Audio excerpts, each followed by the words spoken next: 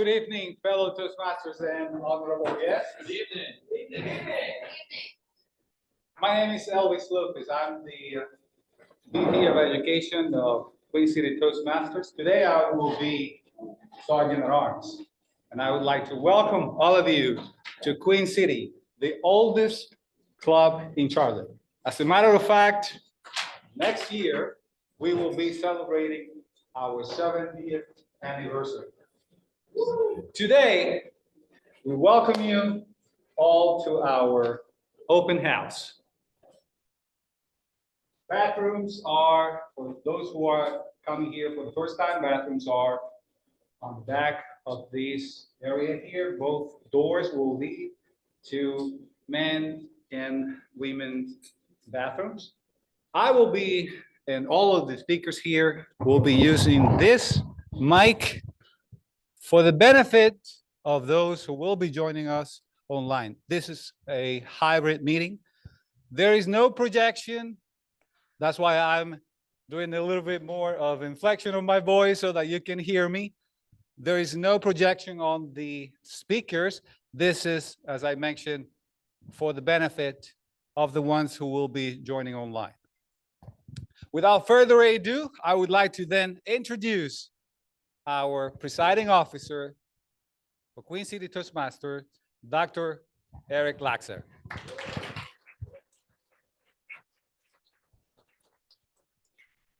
Thank you, Elvis. Elvis is our VP of Education.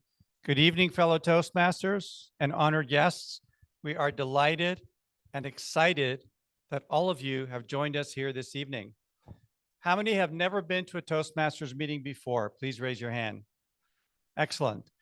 Well, what you'll see here today is that Toastmasters is an organization that focuses on leadership and public speaking skills. And everybody who comes up here and speaks and leads part of the meeting are members of our club who are trying to improve or maintain a certain skill set in those areas. So I know you're going to have a wonderful experience. We have a tradition at the beginning of every meeting. We give our guests an opportunity to introduce themselves, and we have a lot of guests today. So you're not going to have to speak for very long, but I'm going to call upon our VP of membership, who's going to lead the guest introductions. And this is a man who you will see why needs absolutely no introduction. Please join me in giving a warm welcome to Toastmaster Colin Stifler.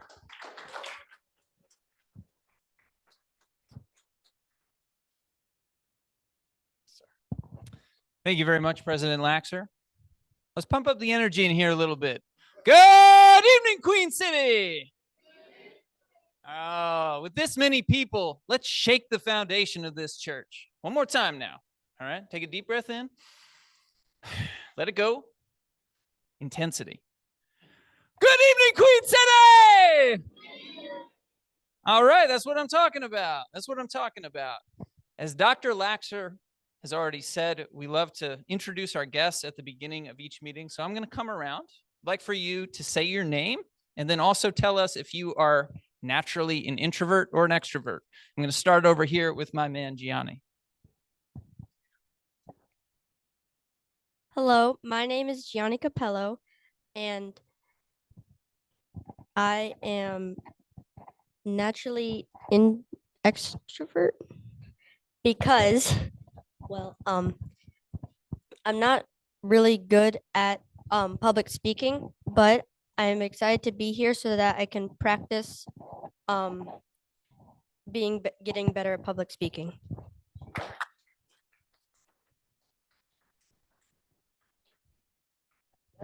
My name is Debbie Turtingard. I'm with South Park Toastmasters. I'm a president of that club. We meet every Monday. I am naturally an introvert and an extrovert. I feel like I go both ways. So it's great to be here, and thank you.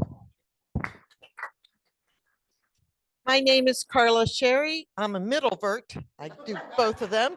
And I am also with the South Park, I forgot the name of the club for a minute, the South Park Toastmasters. And we meet at the library on noon on Monday. If anybody wants to join us anytime, feel free to.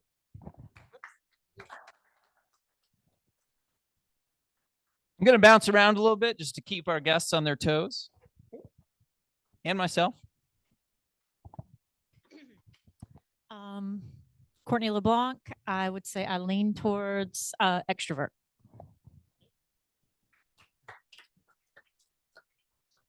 Hello, I'm Summer Ho. I think I'm naturally an extrovert with a low social battery. Well said. Hello, my name is Daryl Horowitz. I'm the president of Monday 6-0, and I think I definitely would qualify as an extrovert.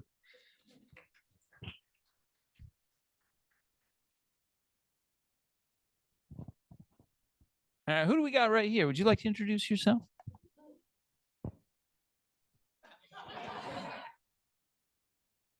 What's your name? All right, maybe we'll get the name by the end of the meeting. What is your name? Ariana. And I lean I'm sorry, I lean naturally to introvert. If that didn't give it away. No. Thank you very much. Oh, would you like to try that one again?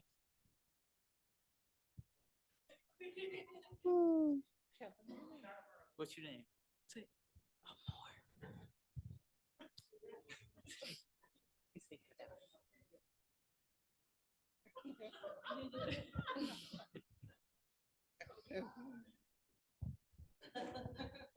All right, we'll come back to you at the end. We'll come back to you at the end.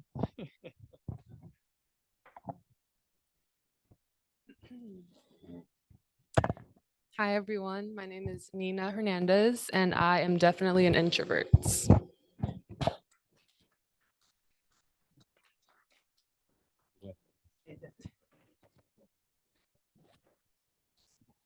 All right, my name is Christian.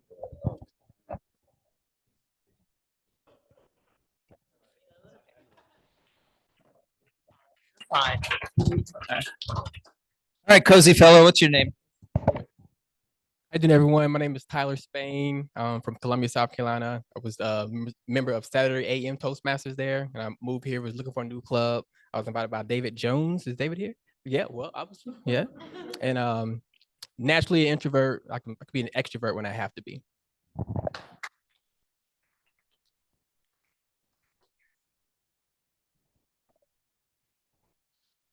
Good evening. My name is Rockney Bryant.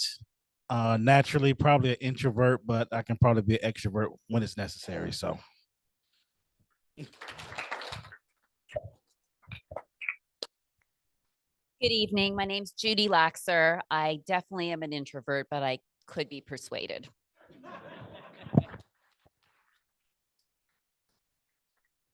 I just want to point out that Judy is the first lady of Queen City Toastmasters.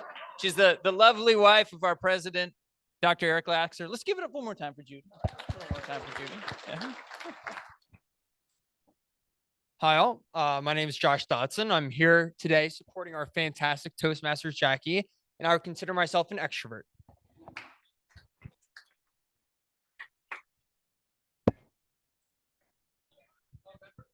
I am a new member this week, but I will take them. Oh, that's why you were looking. You had me fooled. You had me fooled there because you had me fooled with all this name tag business right here. I'm sorry about that. Hello, my name is Jade. I can be an introvert and an extrovert sometimes. It depends on the mood.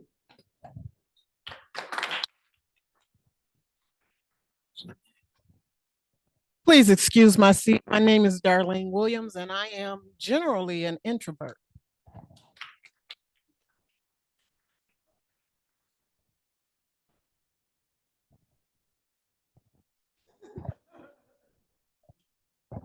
How's everybody doing? My name is Caleb, and I am an introvert, but I'm an extrovert on the basketball court.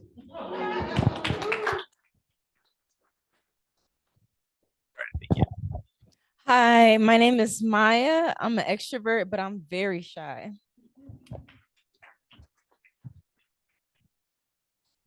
Good evening. My name is Adrienne. I'm an extrovert.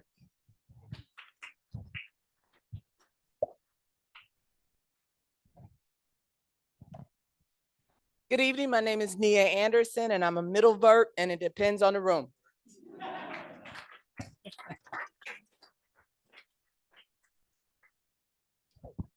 Hi, I'm Wiley, and I guess I'm kind of like a polyvert.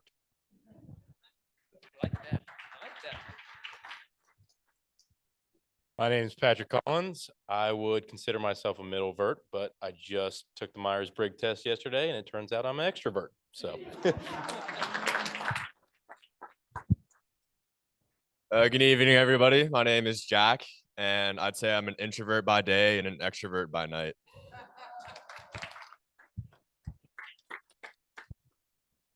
Hi everyone, my name is Diego. I used to think of myself as an introvert, but now I think I'm more confident.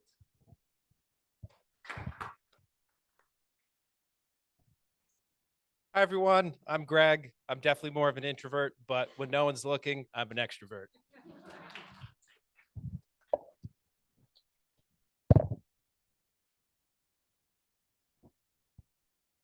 Oh, man. Hey everyone, my name is Brady. I'm definitely a bit of an introvert, but I'm trying to put myself out there more. So.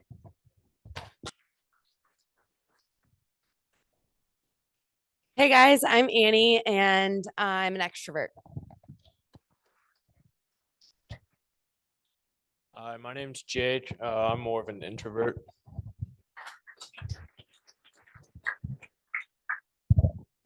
Good evening. My name is Lori. I'm here as a guest to the Charlotte area. I think there's a lot of misconception around what an introvert and an extrovert is. That said, I was born an introvert, but most people don't believe me. Hello, good evening, everyone. My name is Keith. I am also a Myers-Briggs defined introvert, and I'm here promoting Queen City Bachelors, and I'm here with Daryl. So thanks for having me.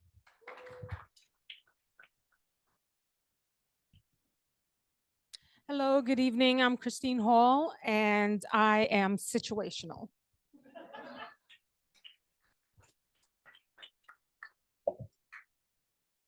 Hi, I'm Kim, and I'm an introvert, but I try to get out of my comfort zone.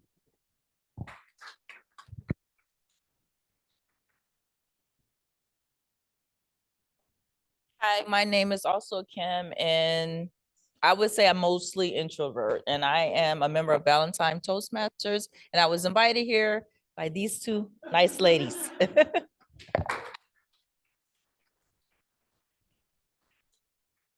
right, did I miss anyone in the room here? Did I miss anyone in the room? Oh, okay.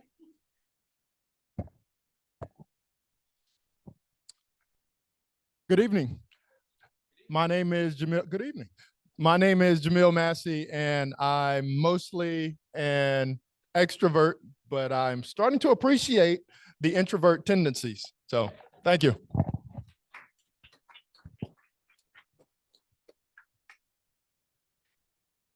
All right, looks like we have one guest online, Eric from New York. Welcome back. Would you like to introduce yourself?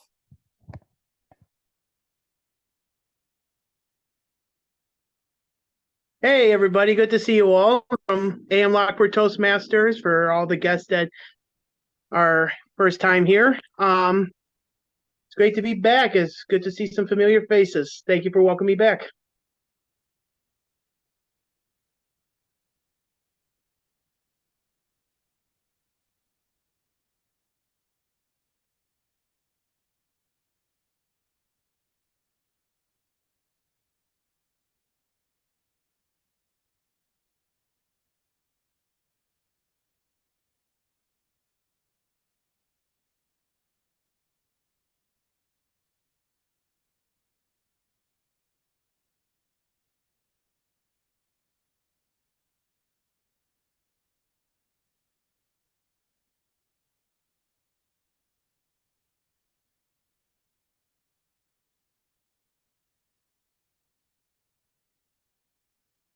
Push this button, which I did. How's that, guys?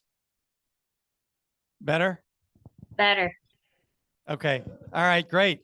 Well, as all of you may have figured out already, this is a safe space. We all come here to spend one evening a week together to learn how to do what you see everybody doing here, especially what Colin just did. And we're delighted that everybody could be here with us. One of the most exciting parts of the meeting is when we kick off the official events of the night. And our meetings, as you'll see, are divided into 3 separate sections. And every week, a different member signs up for roles in each of those sections. And one of those roles, which is the role that leads the meeting each week, is called the Toastmaster of the Day, is the person who signs up to basically make sure the meeting runs efficiently, runs on time, introduces speakers as they come up here, and helps the audience follow along as to what's happening. Our meeting usually ends at 6:45, but we recognize that we might have a large group here tonight. So we're probably going to finish the meeting 7:45. Thank you, Jamie. Thank you for joining us. And we're probably going to go till 8 o'clock, and then we'll have some time for socializing. So without any further ado, it's my pleasure to introduce today's Toastmaster, who has been with our group for several months and who has already done an outstanding job with each of the roles that she has taken. Tonight is the first night she's going to be our Toastmaster. So please join me in giving a warm, encouraging, confident round of applause to tonight's Toastmaster, Jackie Llorca.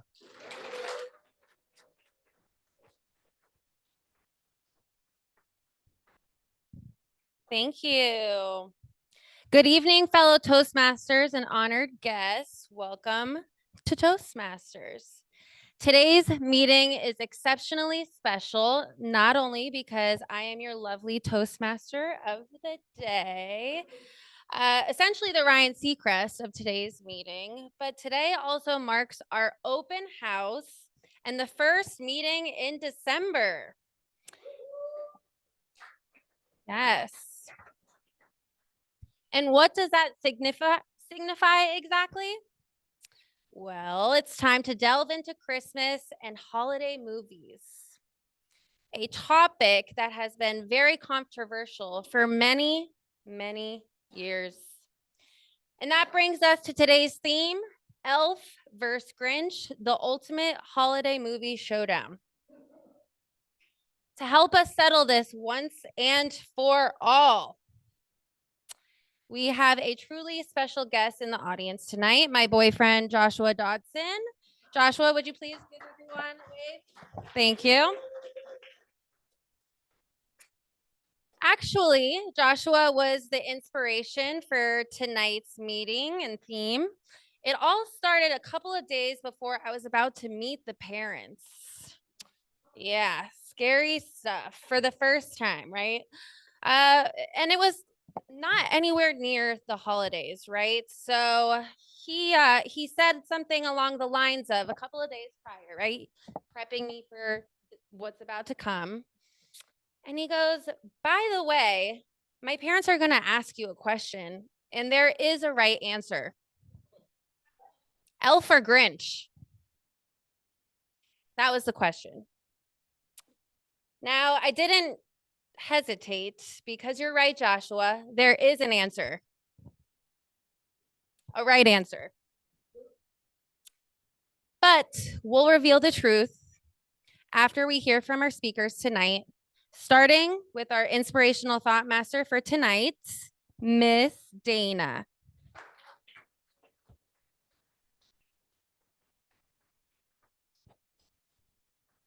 Thank you, Madam Toastmaster. Back in July, I came across a book called Calm Christmas. And I think I was attracted to it because it had end of the chapter questions and the opportunity to make your own graph. They call it a Christmas constellation, but that's really just a happy word for a graph. Now, the premise of the book is that we have a tendency to get overly busy and stressed out around the holidays to the point where we can hardly even enjoy it. And the author promises to liberate you from stifling inherited traditions and to help you keep only those that you treasure. So how do you do that? Well, essentially, you read through 5 different perspectives on Christmas with your family, and everyone answers questions about how each version makes them feel.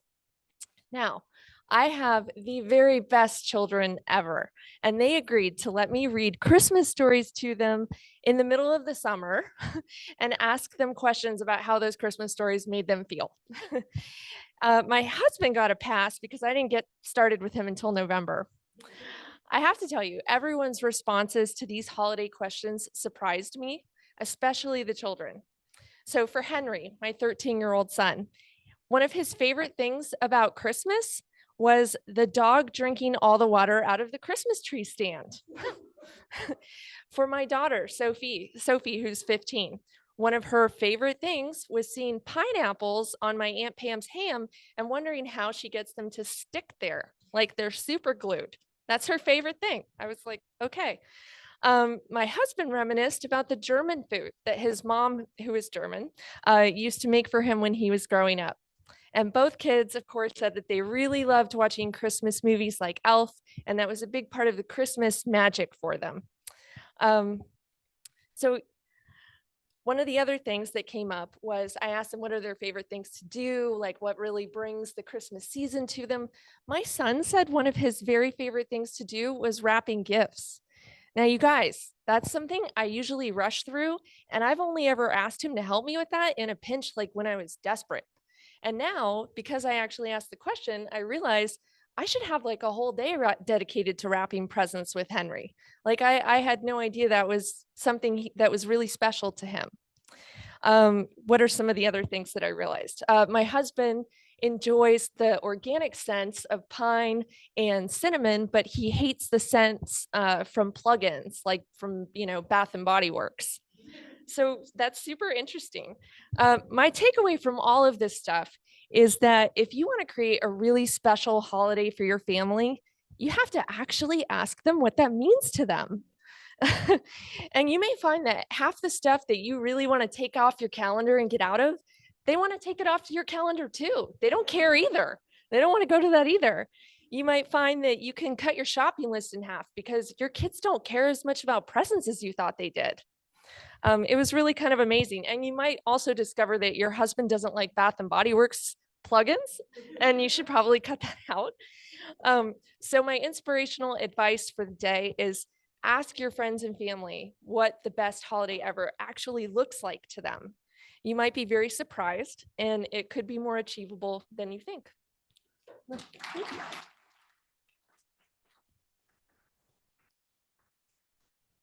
Thank you, Dana. That was great advice. Next up, we have the grammarian who's going to explain her role and introduce the word of the day, Tanishi.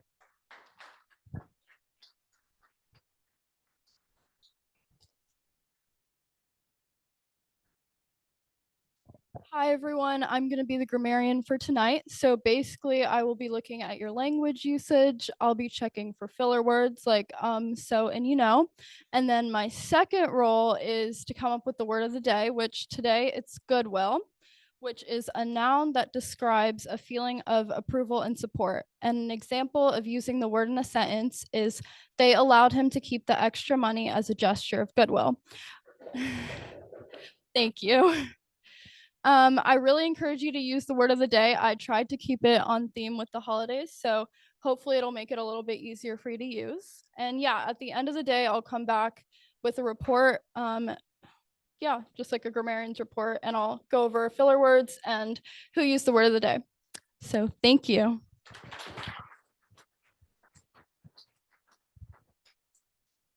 Thank you very much, Tanishi. So every time you hear someone say the word goodwill, I know we have a lot of new people today, so just an FYI. Next up, we have the timer who's going to explain timing of speeches, table topics, and evaluations. So let's bring up Gabe as tonight's timer.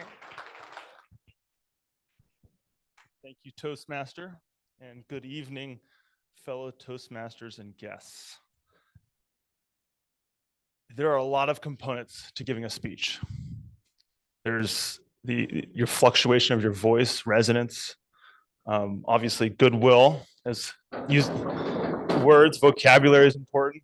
My role tonight is going to be the timer. So I will be helping keep track of time. Time is a critical component when you're giving a speech to make sure, specifically within Toastmasters, if you're competing, to make sure you're within the designated time. So there's 3 categories that I'll be timing, and the speeches is the category of 5 to 7 minutes. I'll be holding up a green folder at 5, a yellow at I'm sorry, yeah, yellow at 6 and a red folder at 7. For the table topics, which we'll be doing shortly, I'll be holding up a green for 1 minute, a yellow for 1:30, and 2 minutes will be a red folder. And then lastly, I'll be timing the evaluators, and their time is 2 to 3 minutes. And so it'd be green at 2, yellow at 2:30, and red at 3. Thank you guys so much.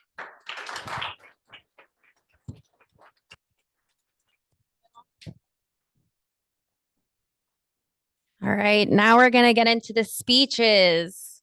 First speaker, we'll be talking about engaging humor. Know your sense of humor.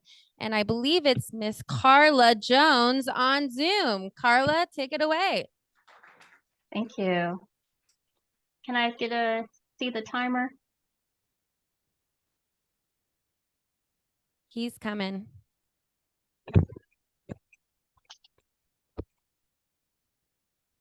There you go, Carla. Oh, that's why we're going to do it. Okay, thank you. Yep. All right, I'm ready. It was all a dream. I used to read Word Up magazine, Salt and Pepper, Heavy D up in the limousine, Notorious B.I.G. Or maybe you're a little bit familiar with Selena. I'll be dreaming of you tonight.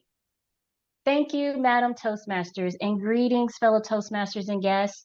And you may be wondering, what is she going to talk about tonight? But first, I want to say I'm sorry I couldn't be there in person, recovering from a cold, but welcome to our open house. Quick question, I can't see you all, but raise your hands if you can remember what you dreamt about at night after you woke up.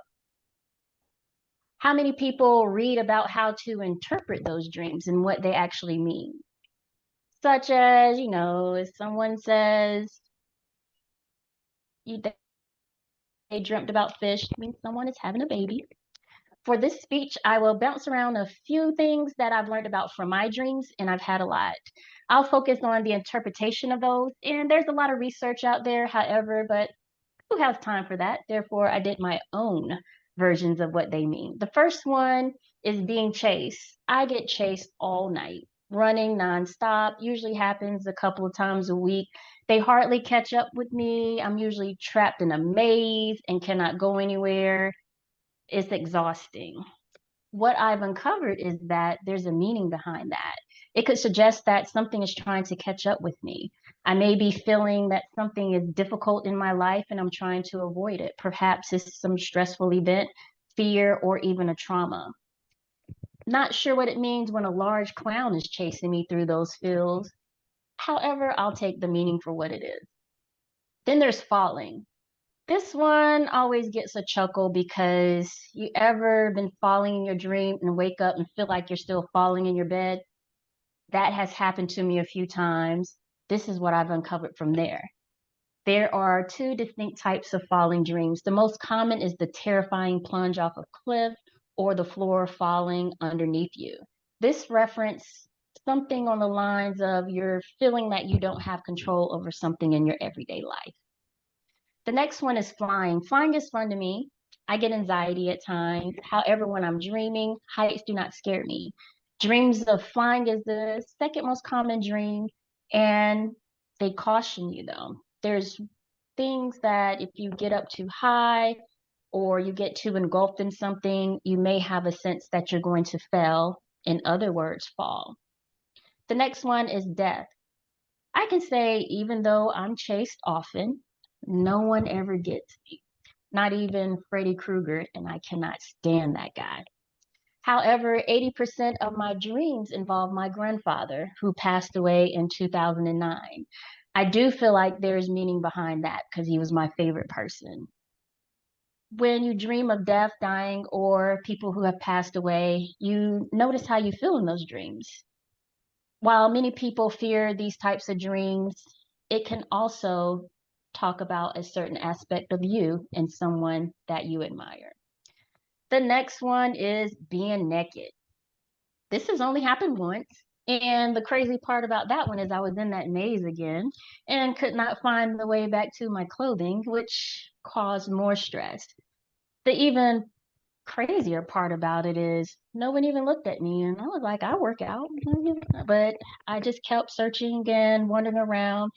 This talks about your self-confidence and what you're willing to allow the world to see based on what you are on the inside. Places can be a thing. I often dream about my grandfather's house.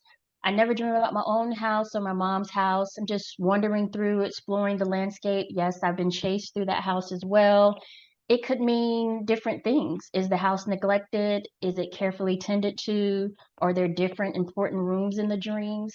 That is up for interpretation as well. The next one is losing teeth. This is a new one for me, and I've only dreamt about it once.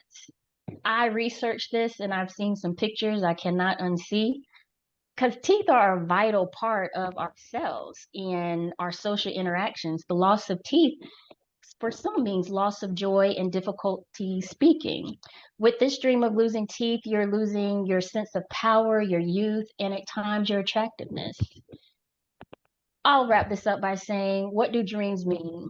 How do we interpret them correctly? Research, of course, but I don't have time for research. Whether you're being chased, falling, flying, wearing no clothes, seeing people that passed away, visiting spaces, or losing your teeth, it is something that's happening to your mind during your sleep that is more than likely tied to your everyday life. Thank you. Since today's holiday season is the theme of the day, I'm going to leave you with a quote from one of my favorite Christmas movies that I've watched several times and often dream about. Let's see who can guess this one. Where do you think you're going? Nobody's leaving. Nobody's walking out on this good old-fashioned family Christmas. No, we're all in this together. This is a full-blown 4-alarm holiday family emergency here. We're going to press on. We're going to have a happiest Christmas since Bing Crosby tap dance with Danny Kaye. And when Santa squeezes down that chimney tonight, he's going to find the jolliest brunch this side of the nut house. Good night and goodwill to all men. Thank you, Madam Toastmaster.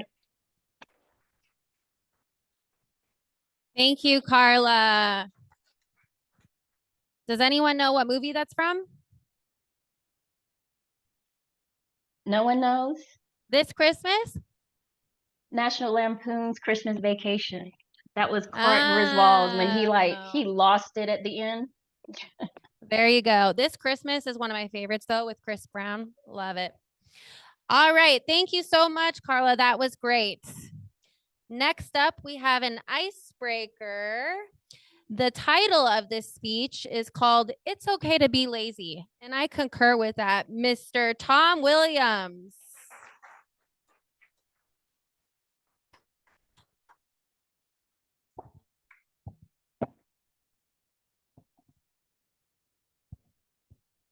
Good evening, everybody.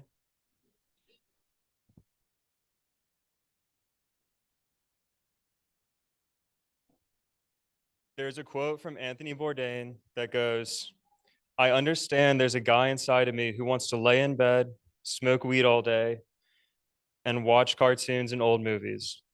My whole life is a series of stratagems to avoid and outwit that guy. I love that. It's one of the most real things I've ever heard. That guy and I, we fight constantly. We even argued a little bit while writing this speech. But that guy is me. I hate doing work.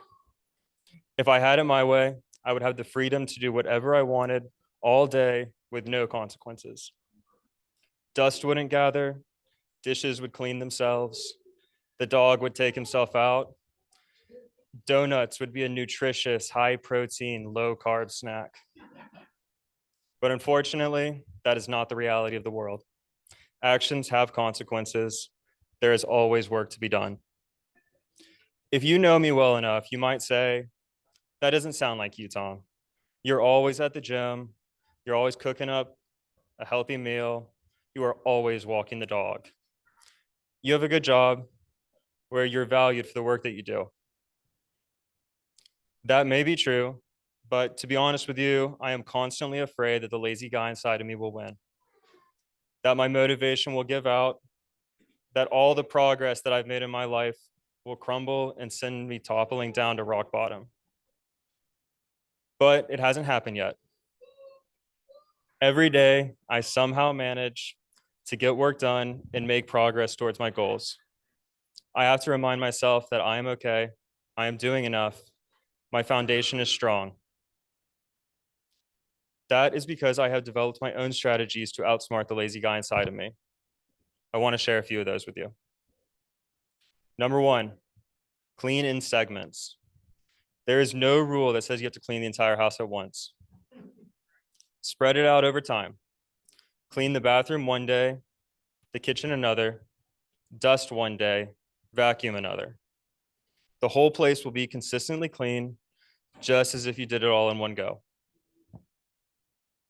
Number two, make cooking easy by preparing ahead of time. If you're cooking chicken for dinner, season it in the afternoon and stick it in the fridge. Not only will the meat taste better because the salt has had time to absorb, but you can also simply take it out and throw it on heat when you're ready. Cut up your vegetables for the week all at once and put them in containers. That way, when it's time to cook, all you need to do is shake some into the pan. Finally, do work when you have the motivation. I have developed a strategy that I call intuitive motivation. This is conceptually similar to something called intuitive eating, if you've heard of that. Intuitive eating is an anti-dieting strategy that at a very simplified level says to listen to your body and eat when you are hungry until you are full, but then not to eat when you are not hungry, which is to say, don't just eat because you're bored or sad. Intuitive motivation is an anti-productivity strategy that means to listen to your body and work when you feel like it and to work on the things you feel like working on. Motivation ebbs and flows, just like hunger. If you need a break, take a break. If you really, truly do not want to do something, don't force yourself. If you wake up in the morning and you would rather jump off a bridge than go into work, call out sick. Nothing will catch on fire. It will be okay. Your body is telling you that you need a day off. Now, this strategy does assume that you will eventually have the motivation to perform all tasks that need to be accomplished within a reasonable time frame. It is not about giving yourself permission to neglect your basic needs. It is about trusting in yourself that motivation will come and then seizing the moment when it does. Let me give you an example of how I use intuitive motivation. On the weekends, I have chores that need to be done, grocery shopping, laundry, food prep typically. I also enjoy playing video games. When I wake up on Saturday morning, I do not want to do chores. I want to sit in my sweatpants and fire up the PlayStation. So I do. Because I know that after a few hours, I will get tired of sitting and I will want to get up and move around. When that time inevitably comes, then I do my chores. I am comfortable with having a lazy morning because I trust in myself that the motivation will come later in the day, which it always does. The takeaway here is that it's okay to be lazy. It's okay to have a little man in your head that does not want to do anything. I certainly do. Embrace it, harness it to your advantage. But remember, that is not the whole of who you are. You are all here today with a multitude of achievements under your belt from a lifetime of accomplishments. Listen to your body, find a balance, strike a compromise, take a break if you need to. I want to leave you with this in case no one has told you lately. You are doing a good job. You are doing enough. You will be okay. I am proud of you all for being here. I believe in you. The future is bright. Thank you.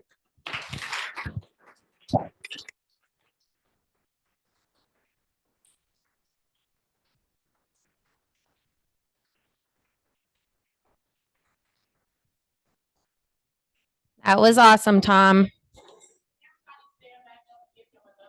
Well deserved. Well deserved.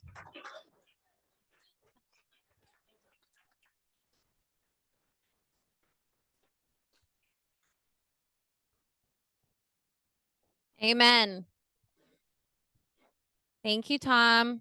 I'm going to use that intuitive eating during the holiday season with all these parties coming up. Next up, we have someone who is practicing intro to vocal variety and body language. The title of this speech is Elf Wisdom, Mr. David Jones. Thank you, Jackie. Good evening, fellow Toastmasters and awesome guests. And thank you, Madam Toastmaster of the Day. Based on Jackie's theme, which is Elf versus Grinch, over the past few weeks, I've watched both the movies. And they're both very entertaining and appropriate for the holidays and they make me giggle. But if I had to pick one, I would go with the Elf because it makes me laugh over and over again, especially when he tries to hug the raccoon. It still makes me laugh every time.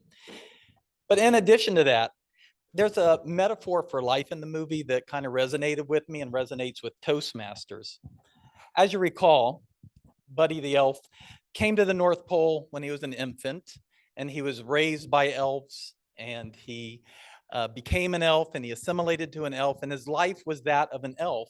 And he was in a bubble, his own little universe at the North Pole, working at Santa's workshop, making toys and just living life. He had Papa Elf and all of his friends, and he was happy and content. He didn't know that there was something out there. He didn't realize that he could go over there and have something different in life. He was just stuck where he was at. But then he had a spark. He found out that he was a human. And he had an awakening, and for the first time ever, he decided he wanted to leave the North Pole and go to New York to meet his biological father. Now, this desire took him on quite a journey. As you may remember, he traveled through the 7 layers or the 7 levels of candy cane forest, past the sea of twirly, swirly gumdrops, and then walked through the Lincoln Tunnel. But I think he kind of shuffled through the Lincoln Tunnel. I don't think he actually walked through it. It looked like he was kind of stuck in there. But this revelation changed his life. He went and he met his father. He met his stepmother, his half-brother. He got a job.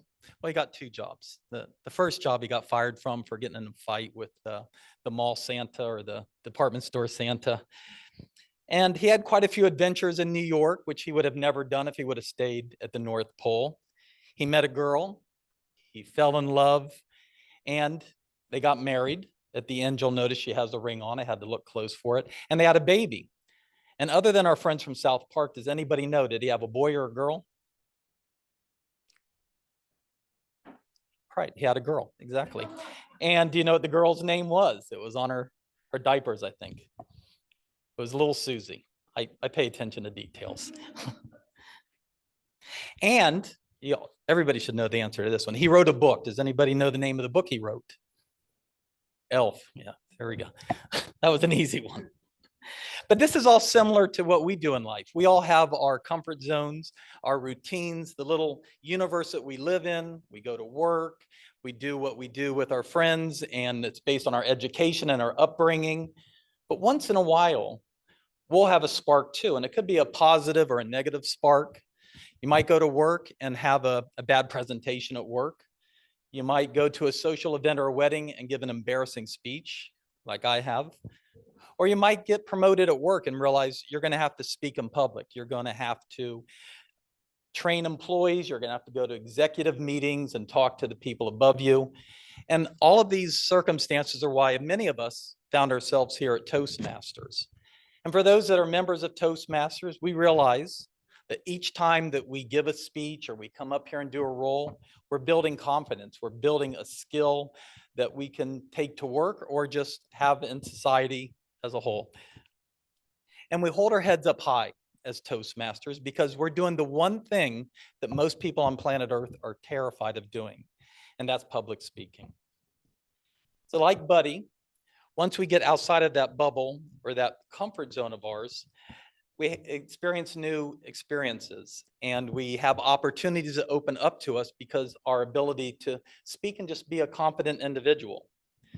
All of you are here tonight, and some of you are members and you're working on your public speaking journey, and the other people are here taking that first step to becoming a new you, to improving your life.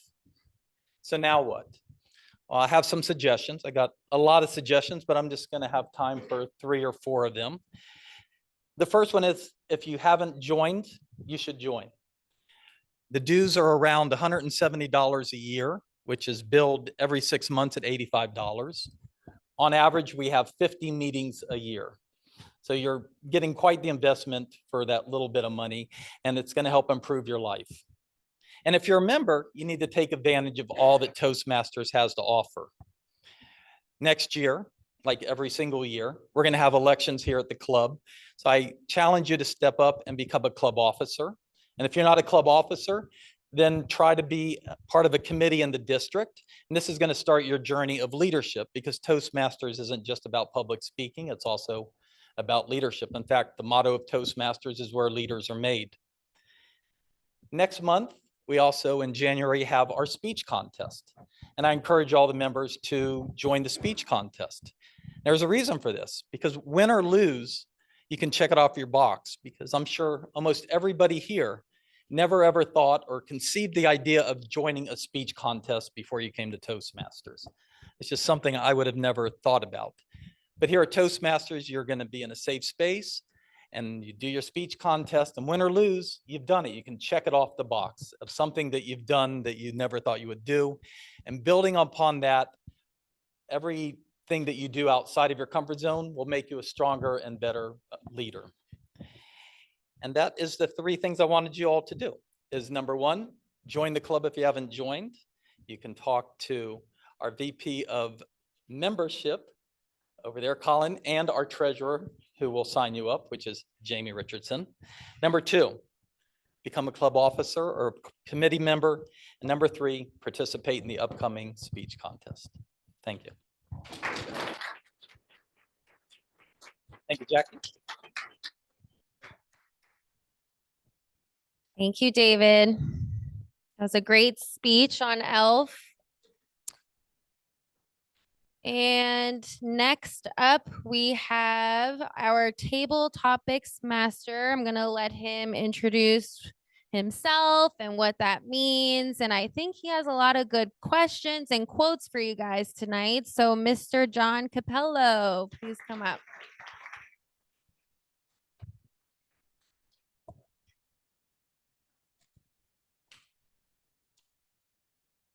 Thank you, Madam Toastmaster. Good evening, fellow Toastmasters, all the wonderful guests we have here tonight. And this is what we call here at Toastmasters table topics. This is impromptu speaking. And I echo everything that David said in the speech. I love everything about Toastmasters. And I'll just give a quick metaphor that I like to use. We are fearful of public speaking because of what we perceive, the danger. We perceive this as a life-threatening exercise. But what happens when you come here and get what I call reps, just like when you go to the gym, you form calluses on your hand, you form a callus on your mind when you keep coming up here. You desensitize your brain from this being a threatening exercise. So let's remind ourselves of that and encourage you, those who aren't members, to consider this is the place to come to face your fears. Now, another fear we might face in our daily life, what if you get shoulder tapped at work at that meeting and you have to give an impromptu speech on an important client? Or what if you get shoulder tapped at a family gathering? Say a few words, John. Well, sometimes those experiences can be daunting. And here at Toastmasters, we practice that. And that's what this section is all about. Here's how it works. I'm going to ask a question, probably related to our theme. I can't give it away. Probably will be a quote. But you want to utilize this question and answer this question. You'll have 1 to 2 minutes to answer it. You can answer it however you want. You ever hear a politician answer a question, but they don't really answer the question, but they kind of talk something somewhat related? You can open your canvas up however you'd like. All right, so I'm going to allow an opportunity for people to volunteer. I think I'm kind of want to keep it to the guests. Maybe we'll go with one Toastmaster to show us how it's done, to volunteer, and you'll see how it works. It's 1 to 2 minutes. You have to answer the question, but we're really shooting for that one. We should call it shoot for the green. So if you can bear to stand up here, even if for in total silence, until that green, I promise you'll feel better when you sit down. All right, let's start it off. Can I get a experienced Toastmaster? Show us how it's done. Come on up. Carla, that's right. Okay. This is from Buddy the Elf, one of my favorite quotes. I just like to smile. Smiling's my favorite. How has smiling impacted your personal communication? How has the act of smiling made your day better or worse? Or how have you used it in just general social interaction? Thank you for that excellent question. Like, I never smile at anybody, so I'm not smiling at any of you now. This is my sad face. I promise you, this is my sad face. I was raised to smile, actually. My parents said, if you look happy, you'll feel happy. And so anything that happened, even when my grandmother died, I know this sounds ridiculous, but I broke out laughing when they told me my grandmother died. Apparently, it is some sort of weird psychological thing that happens. But it's true. I was about 10 years old and my father told me, and I broke out laughing so hard that he was like, go to your room because you should not be laughing right now. But to me, for some reason, I know if there's a psychiatrist or psychologist in there, maybe I need to go see one about this, but it's a true story. I have smiled all my life because I know it makes me feel better. And I know it often makes other people feel better. If I just look around the room, a lot of you are just smiling back at me because I'm smiling. It's like when someone laughs and tells something really funny, you just can't help yourself but do that. I also think smiling is like your eyes. It's kind of the doorway to who you are as a person. And so if I smile, you're going to feel more comfortable. I'm going to feel more comfortable, and we'll find some commonality. With that, I will turn it back to you. Thanks for the question.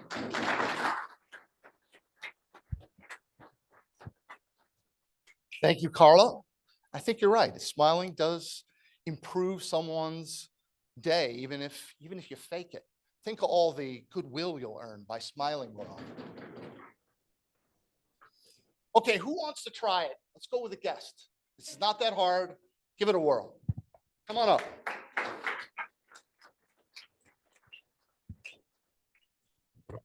Sorry, what's your name? Caleb? Caleb, yeah. Nice to meet you. All right, I'm gonna give you a question. Here's your question. It's actually a quote. You can tell what movie this is from.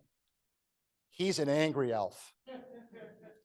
Tell me about a moment where you encountered a Christmas Scrooge, or perhaps that was you, where you tell a story about someone who didn't appreciate Christmas.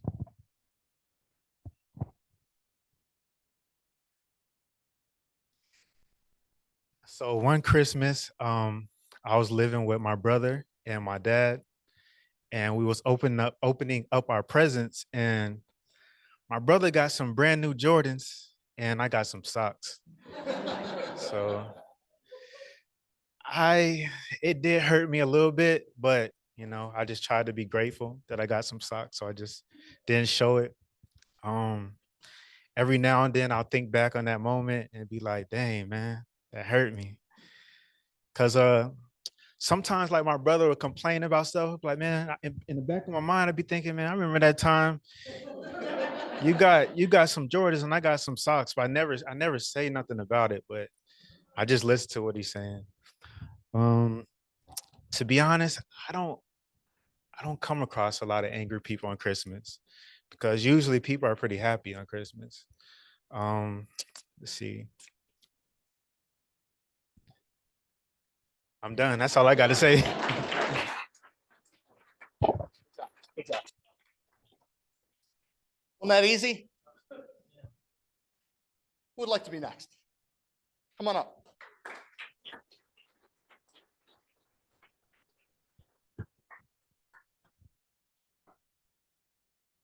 Okay, what's your name? Patrick. All right, Patrick. Probably tell what movie this is from. If you can sing alone, you can sing in front of other people. There's no difference. think about that quote in the context of where you are tonight. And what does that quote mean to you? I mean, some people's ears might get hurt tonight. No, I'm kidding. I love music, and I think it is great when people are able to express themselves vocally. Unfortunately, I am not that gifted with my voice in terms of being able to sing. However, it does remind me of a story when I was on a vacation, and this is when I was younger, of course, trying to impress a girl. So I said, you know what, I'll go do karaoke.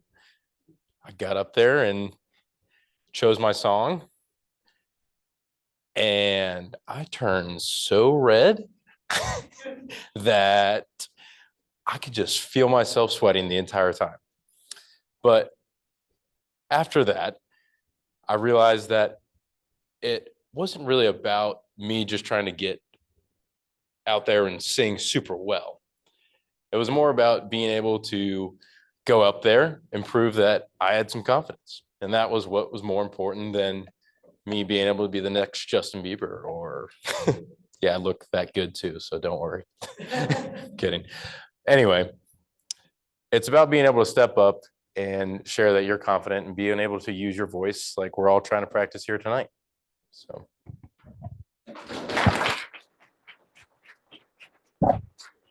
Good job. Good job. Awesome job. And what I like particularly what Patrick did, and it's something we advocate here at Toastmasters, is to really incorporate a story. People remember stories. So you can answer a question. If you can answer a question with a story, it's so much more memorable and it's eloquent and people will truly remember it. Something we can all learn from. So thank you, Patrick. We probably have time for one more. So who would like to be that person? Come on up.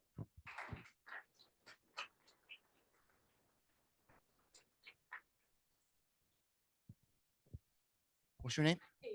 Annie. Annie. Okay, Annie. Here's my favorite quote.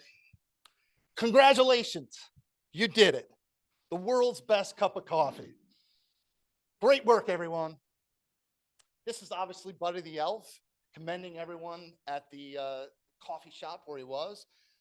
What is your most proud accomplishment, whether it be at Christmas time or elsewhere that you'd like to share with us tonight? Thank you. I am I'm an athlete. I have been playing sports my whole life. I played about any sport you possibly could. I was even a competitive diver for a couple of years. But I really fell in love with women's lacrosse. My sister played. I had grown up watching her play. For a couple of years there, I hated the sport because it was all we talked about. But I fell in love and I decided to set the goal of becoming a college lacrosse player. Now, I wasn't Division I, I wasn't breaking records, but I went to a small Division III school and played lacrosse there, had a blast, and got to be competitive and try to win every single day, which is totally part of my personality. But the one thing that I think I'm most proud from my experience and setting the goal and achieving that goal is it started with a misstep. The place I really wanted to go, I wasn't going to be able to, just wasn't good enough. And I think it's one of the defining moments in my life where I learned sometimes it all doesn't all work out the way you think it will be. But I'm grateful for that opportunity because it ended me in a place that I loved and thrived and had so much fun. So greatest accomplishment, college lacrosse career. Yeah, living. Thank you. I got to say, I am very impressed. Thank you, guests, for participating. And thank you, Carla. Remember, we sell confidence here. If I'm going to leave you with one thing, this is where you get your reps. This is where you obtain your confidence. If you would like to participate, all it is talking to one person more at the end of the night, and you two can get your reps. With that, I'll turn it back over to Miss Llorca.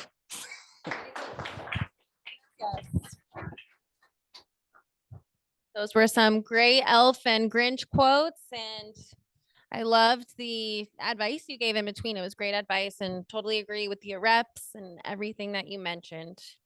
But going back to my debate, everyone. So after I gave my answer to Josh, I thought, why was this question so important to their family? What does it say about me? What does it say about them? Both the Grinch and Elf are iconic Christmas characters, but in very different ways. So I have some questions for you tonight before we settle tonight's debate. Which character do you relate more to? Which story resonates with you more? Which performance did you enjoy more? Think about it. And in the meantime, let's get an evaluation of tonight's meeting from our general evaluator, Andrea Chocolate Butterfly Williams.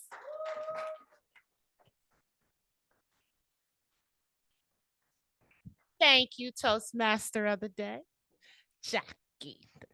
Jackie's kind of cool. So I'm up here to tell you some wonderful things. But before I tell you those wonderful things, I wanted to give a little goodwill. So there was something said at the beginning of the meeting about how old our club was.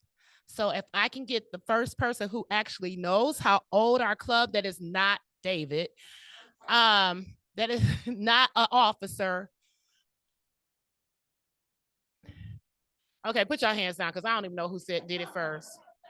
Okay, I'm going to open my eyes and then you guys put your hands up, okay? Okay, you know what? Forget it. Red. How old do you think? Uh-huh. Nope. Come on.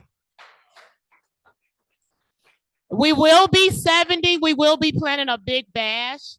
So we will welcome you back. And if you enjoyed what you see today, as all the officers will tell you today, this is the best club. I'm not just saying this because I belong to the club, because I'm an officer of the club, but because I've been to other clubs, and this one right here is the best club. But so you want to go where everybody knows your name? What's my name?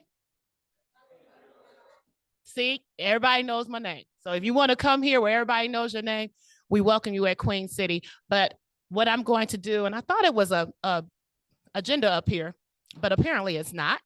So I'm grabbing one. Thank you. So today we will be evaluating. Part of Toastmasters is be able to get the feedback so that you can grow, because like David was telling you, one of the slogans of Toastmasters is where leaders are made. And when you're going to be made, you have to be kneaded. You have to be stirred, blended, and put together right, or your cake will fall apart. So today we're going to have some feedback from some of our fellow Toastmasters for the wonderful speeches we heard today. Those were great speeches. Thank you, guys. So the first person that I'm going to call up today, oh, she's online. It's one of our emeritus presidents. I'm going to say that. Miss Vanessa Waller. She's going to be evaluating.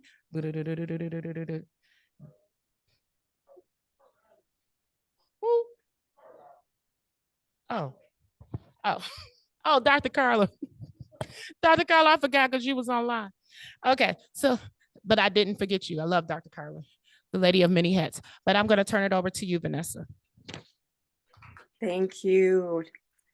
And thank you all for attending our open house tonight. And a special thank you, of course, to our first speaker, Dr. Carla Jones. It's a little bit nerve-wracking sometimes to be the very first speaker at an open house, but you absolutely nailed it with your humorous, very creative speech tonight. My understanding of your speech project is that it was based on humor and humorous storytelling. So I'm kind of using a humor lens for my evaluation tonight. One thing I think you did exceptionally well, Carla, with your style of delivery is your confidence and your use of gestures. Often when you see stand-up comedians, people who are trying to make the crowd laugh, they have to have that confidence and that stage presence. If you come up and you're kind of nervous and you're taking yourself a little too seriously, then the humor tends to kind of go out the window. But I think you had that calm confidence that lends itself really well to a lighthearted, humorous speech. A couple other things that really stood out to me about your stories that had a humorous little edge. Of course, it's tricky to do humor when you're at a Toastmasters meeting because, especially if you get to a contest level, people do not necessarily want to hear the edgiest, most cutting edge stand-up routine. So you have to keep your stories PG and you have to keep them lighthearted. But you did some great little moments, and I'll point out a few. One of them I liked, you were talking about your different dreams, and one of them was being chased, something I'm sure we can all relate to. Again, relatability, great for comedy. But you talked about being chased, and then you pivoted and said, I don't know what it's all about being chased by clowns. And you brought in this funny reference to clowns that seemed kind of out of the blue. But I think that pivot to some other topic unexpectedly lends to some more humor in your speech. Something about pivoting to an unexpected topic is a really fun technique. Another thing I wrote down that I thought was so clever is the self-deprecating humor when you talked about the dream that so many people have when they're suddenly without their clothes in a crowd. And you said, no one looked at me. I do work out. I don't know why anyone was looking at me. And that made me chuckle because, of course, it's that self-deprecating humor that we all know and love. And finally, your reference to teeth at the end was so unexpected that it caused me to chuckle as well. One thing you could do differently if you wanted to do this one again is maybe pick one of those dream stories that is the standout funny one that is like your craziest, funniest dream. Maybe teeth is your big fear, and that's the punchline at the very end. But you know, you've heard all these other dreams. Now teeth is my very worst fear, and here's why. And that in itself could be a funny way to end that story about dreams. Overall, really solid speech, and thanks for starting us off with our open house. And I'll turn it back over to Andrea Chocolate Butterfly Williams. All right. Thank you, Miss Vanessa. Vanessa always does the best evaluations. I think she did my very first one. So that she does the best evaluation. So our next evaluator for Mr. David's speech is Graham Tuttle. No. Oh, sorry. That's right. We just switched evaluators, not the order of evaluators. But I'm going to call them on up here anyway because I have the mic. Okay, come on. I'm acting like the elf, right? That's how he was. I'm going to do it anyway. So we're going to do it anyway. So I'm going to hand this over to you, Grant. Thank you. All right, thank you. And I thought I was doing David's, but I also took some notes for Tom's, so I can adjust to that. But this is my first evaluation here. And similar to your icebreaker speech, so I commend you for giving a great first speech, showing a lot of courage to talk about a semi-vulnerable subject.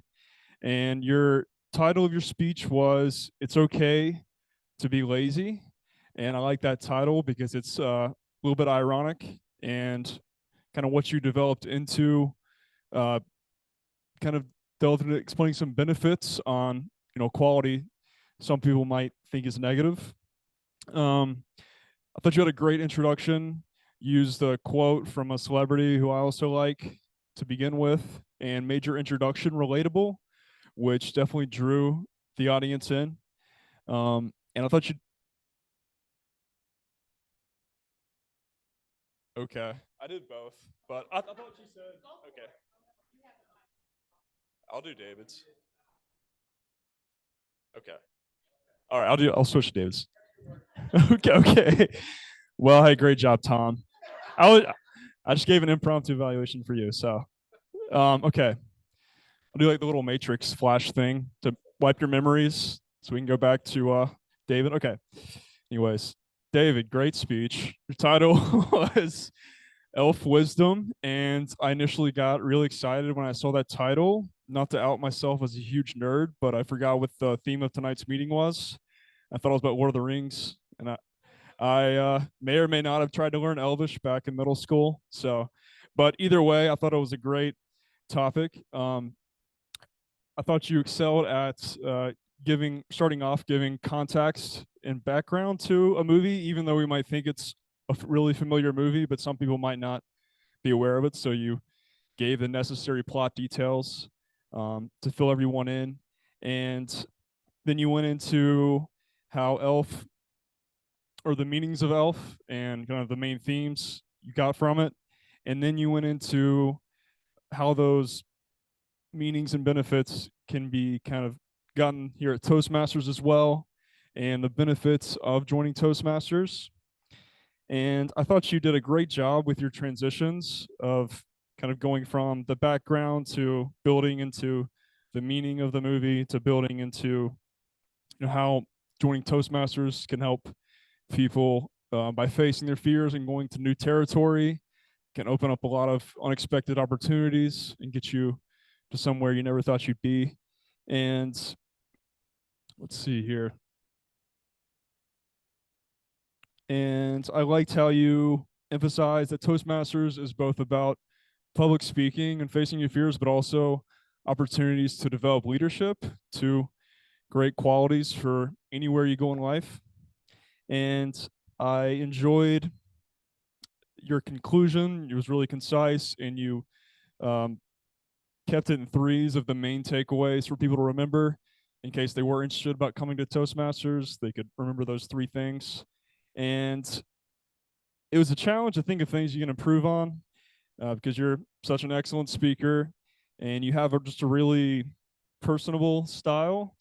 Instead of giving a speech, it kind of feels like you're talking to a good friend or telling a story to a group of friends. So I think it helps draw the audience in and gets them invested. But maybe things to try incorporating a prop, incorporating a presentation medium, or having audience question interactions like I've seen before. But overall, excellent job, and I always enjoy your speeches. So thank you.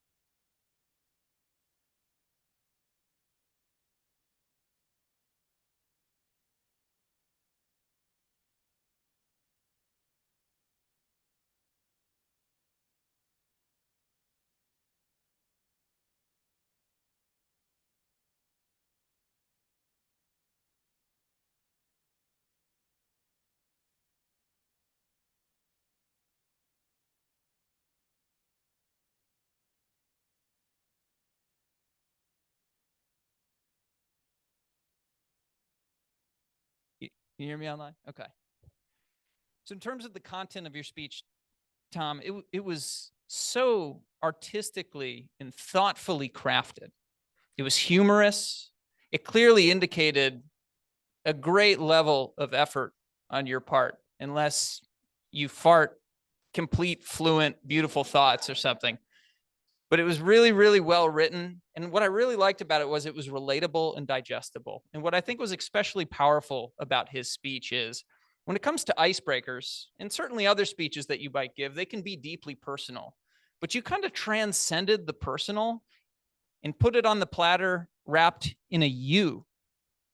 You really leaned into the word you. And I think that that makes a message a lot easier to go down when you're kind of centering somebody else in the speech, even though it was rooted in your personal experience and reflection. So I thought that was next level intelligence and speechcraft on your part. Well done, sir.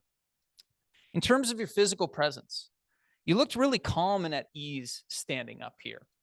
You looked like there's nowhere else you'd rather be. And again, kind of comes back to this thought of, I think you've done this before and you're not really telling us.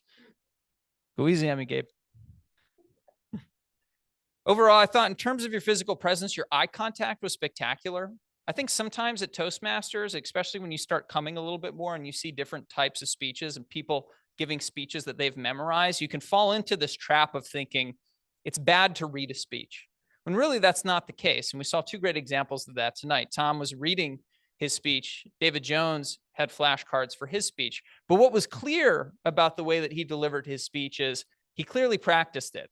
He was glancing down at the iPad, but then he was maintaining good eye contact and finishing out his thoughts and sentences. So clearly he invested a lot of time in practicing his speech. And as any member here will tell you, practicing your speech is the key to giving a good speech, regardless of whether or not it's memorized. You got to practice it. And you clearly did. In terms of your use of space, Tom, this is one thing I'd like to push you a little bit on to think about next time.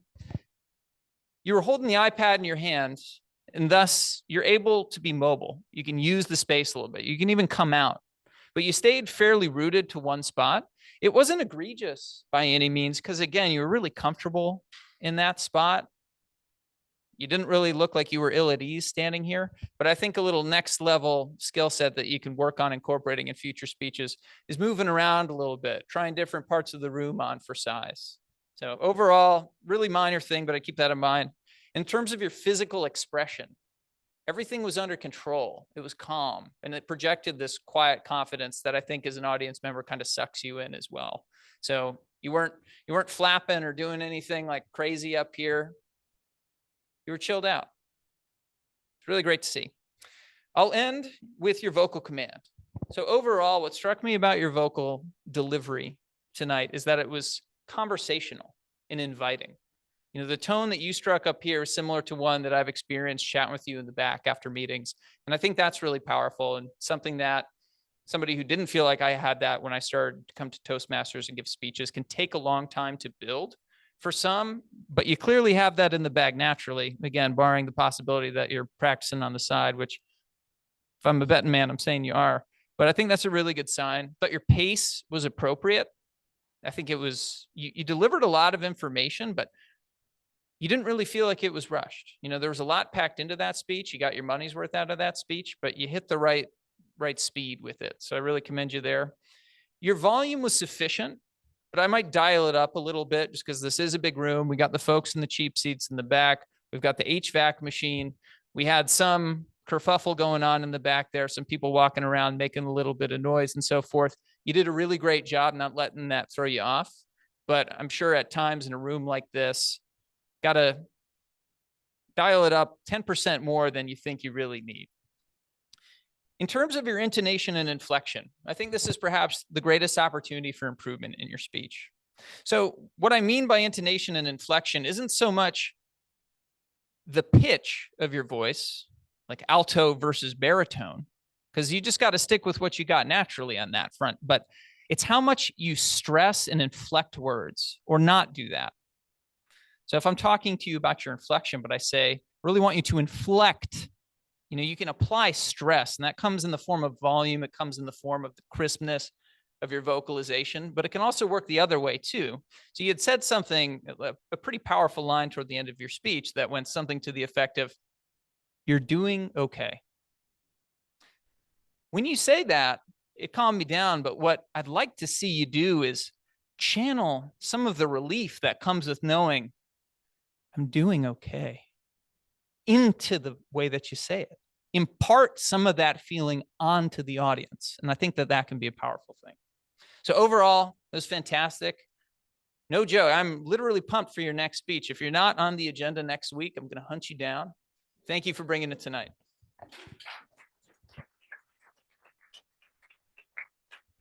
Thank you, Toastmaster Colin, and for the commentary in the back and the cheap seats. I have some more goodwill to give out. Without looking around, I'm sure you've seen a lot of people here. I'm gonna give 3 guesses, and whoever gets closest without going over will get the gift card of how many people are in attendance, both in-house and online. What you got for me? 45, okay. Yes. 40, one more, yes. 52, one more. All right, so Alan, come get this gift card. The actual number of people here in person and online was 56. So he was closest. And with that, I'm going to do my evaluation so I can get my wonderful grammarian report. Today's meeting was wonderful. I came in today and it was set up as usual by our great team. And I appreciate you guys for what I can't do that you do every week without fail. We're always here. We're always ready. And we were ready to greet our guests and our members today. And to see this many people, can we, Queen City, can we give everybody a round of applause for coming in? I had put out some things and made some announcements and had other people make announcements. And I did not know how effective or how effective this would have, how this would affect us or how effective this would be. So I am thanking you for your goodwill for just showing up. This meeting started merry and bright. It started on a good note. I mean, how can you go wrong? You're talking about Elf versus the Grinch. I am Grinch all the way. I will sing all day. So that is my take on that. And then we led with goodwill. When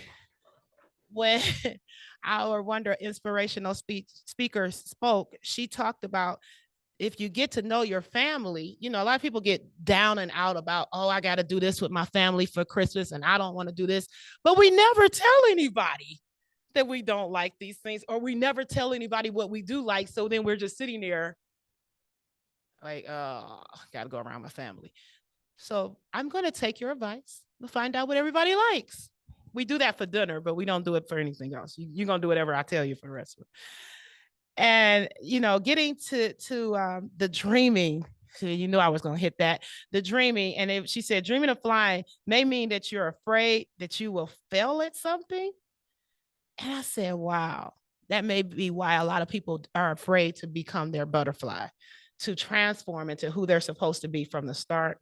They're so afraid that they're not going to be able to develop those wings and do those reps and speak that they don't. But I will tell you when you will fail, when you don't do anything.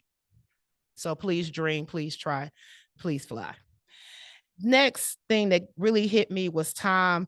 He reminded us to give ourselves goodwill. And so many times I am so hard on myself.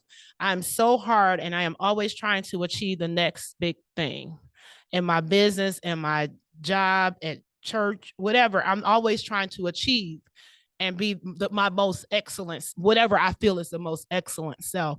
And then I get overwhelmed and I get tired and I just stop. And then I get mad because I stop.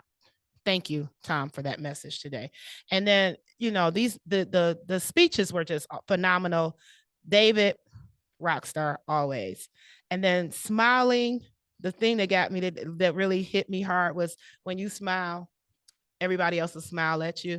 So I've always been that person that smiled through everything. I'm a pageant girl, so they teach you to smile when your feet hurt. So I don't know if you ever seen people on that stage and they're just smiling and you thinking their feet don't hurt. No, they hurt and it might be bleeding, but you're still smiling. So so I understand smiling at when people think you shouldn't.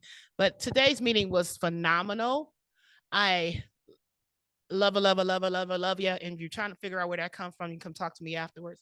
But love you. I love you for showing up. I love you for coming out and just being a part. And if you want to keep having this good feeling, because trust me, we have this good feeling. Queen City, whose house? Whose house? Whose house?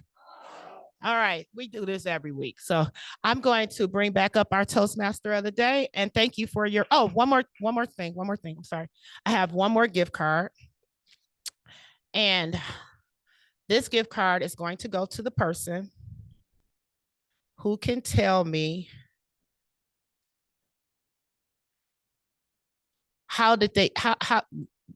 who can tell me the end of Grinch?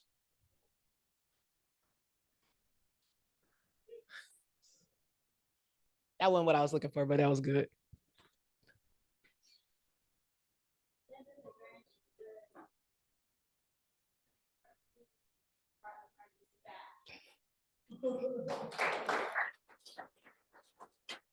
That is exactly what I was looking for. Oh, I forgot. That was exactly what I was looking for because, thank you, baby. Because what happens is when you let people in, you find out that people love you too. So with that, I'm going to bring up our grammarian, Tanishi.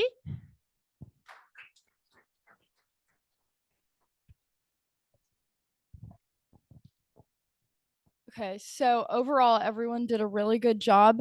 I think we maybe had 4 or 5 filler words like ums in table topics, but other than that, the prepared speeches, I didn't really catch any.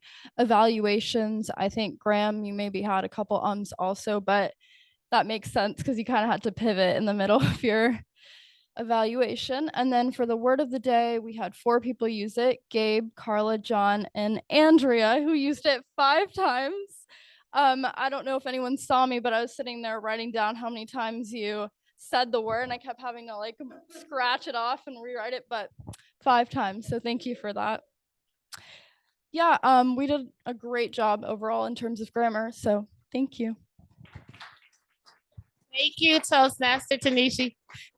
And I wanted to say something about our timer, Gabe. He gave us such a great intro into timing that I'm going to take some of that, but I'm going to invite him up right now to give his own spin on how much time we took up today. Thank you. So I know we're getting close on time. So as a timer, you gotta be mindful of that. So I'll do this as quickly as possible. Everyone did a great job. I think they were very mindful of their time. So I just want to go through here real quickly. Carla came in at 6:03. So she did a great job. Tom, where you at, Tom? There we go. Tom, you came in at 6:10. Great job. And I really loved how there were several takeaways in your speech. So great icebreaker. David, you came in at 6:34. Nicely done. All right. And so the table topics, I think was it Carla? You came in at 122. Nice job smiling. Caleb, you did 10. Where did Caleb go? All right. Caleb was at 103. Patrick was 124. Annie was 142. And then lastly, on the evaluations, I thought they were really thoughtful. Vanessa was just a little over at 314. Nicely done. Graham was at 241. Graham, way to pivot right in the middle. That was impressive. And then Colin.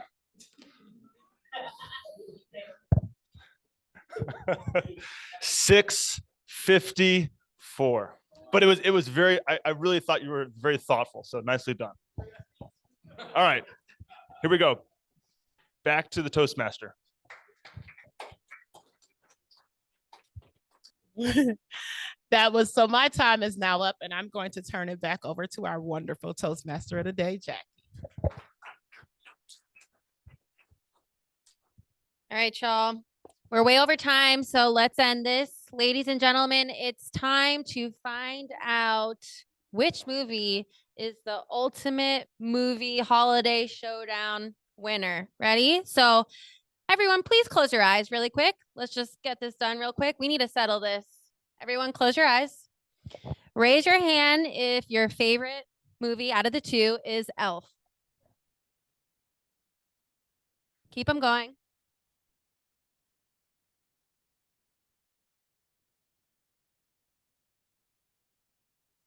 Okay. Please raise your hands down. Thank you. Please raise your hand if your favorite movie is Grinch out of the two.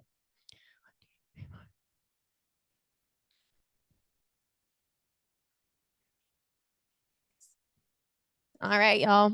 Hands down. I am not happy with this. Congratulations, Joshua. You have won. He is Team Elf. I am Team Grinch. Ultimately, they are both great movies. I mean, I'm a Grinch girly. The performance, it's great. But this has been such an honor having you guys here tonight and being able to chat with you guys and learn so much about this whole experience. So definitely sign up for roles if you are a member, if you are a guest, definitely become a member soon because it's a Christmas miracle that I'm even up here. Do not like public speaking. So it's definitely been a great experience for me. And that said, I'm going to pass it over to our presiding officer, Eric, to close out the meeting. Thank you.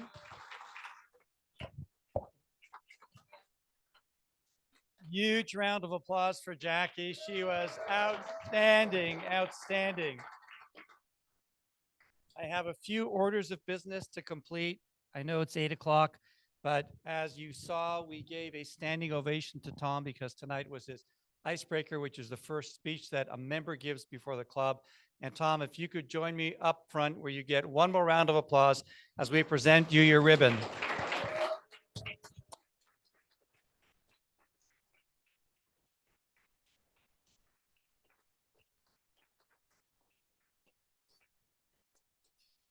Sorry, I know you spoke about being lazy. I probably should have brought it to you, but that's okay. And we usually have a giveaway now during the holiday season for people who signed up ahead of time for roles, and we do it a little differently every week. So you're welcome to join us now for the next few minutes as we participate in our holiday season Wagrusi, which stands for Win a Gift Card Role Sign Up Initiative. So this will take 1 minute. I have taken the names of people who already signed up for roles next week. And if you signed up for a role needing more work, your name is in here more than one time. We have a special formula. And I'm going to ask young Mr. Capello to be my assistant here. What's your name? Johnny. Okay, pick a name. Just pick anyone out of there. Anyone. Open it up. All right. And now, who did you pick?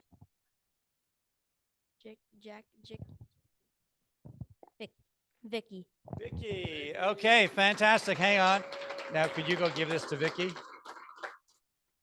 Thank you, Mr. Capello. And we have one more gift card, but I have decided, you know, one of the things David talked about at Toastmasters, you learn how to deal with things that come up that are a little unexpected because you could be at work at a meeting and your manager can ask you to do something you weren't prepared for and you got to go with it. Well, today we put Graham in a very unusual position. He did 1.5 evaluations. And for doing that, I will give Graham our last gift card tonight.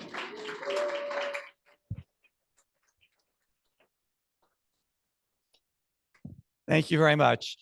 So you have seen a typical meeting here this evening. We have a lot of people to thank for their participation. Too many to name at this point in time. I do want to end here with an inspirational quote that if you're part of our group or any other Toastmasters group, the saying goes, the sky is the limit. But this is North Carolina, and we say things a little bit differently. Can anybody tell me what Michael Jordan would have said instead of the sky is the limit? Josh. My friends, here at Queen City Toastmaster, there is no limit to your potential. The ceiling is the roof. So please join us if you're interested. And with that, I will bring tonight's meeting to a close.